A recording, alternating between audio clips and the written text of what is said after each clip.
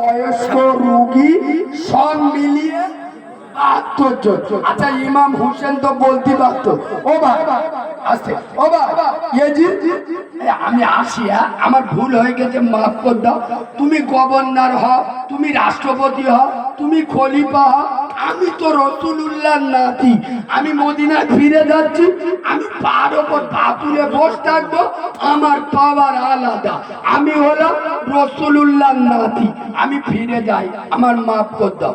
ইমাম হোসেন বলেছিল, কথা বলেনি?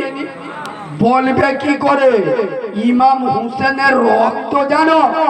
ইমাম হোসেন কোন রক্তে তৈরি হয়েছে? তোমার আমার রক্ত। আর ইমাম হোসেনের রক্তের পরিচয় দিয়ে যাচ্ছি, চোখ বুলু হয়ে যাবে।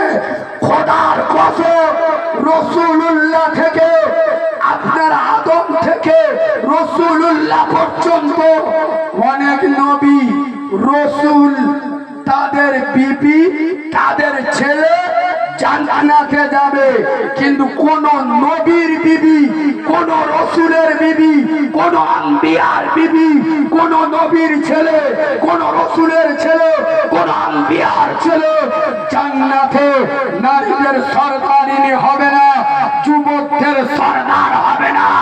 জান্নাতে নারীদের সরদারিনী হবে বেটি ফাতেমাতুজ জোহরা, যার স্বামী নবী রসুল ছিল না, শেরে খোদা আলী, যে হাসান হুসাইন জান্নাতে যুবকদের সরদার হবে, তার বাপ কোন নবী রসুল ছিল না, সে ছিল মাওলা আলী হায়দারে কাররার।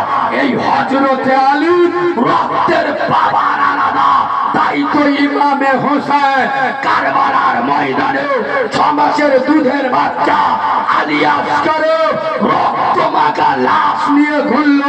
18 বছরে আলী আকবর যুবক ছেলে লাশ কাঁধে নিয়ে বলল, নিজের মুন্ডু কেটে দিল, অন্যায়ের কাছে মাথা নত করে।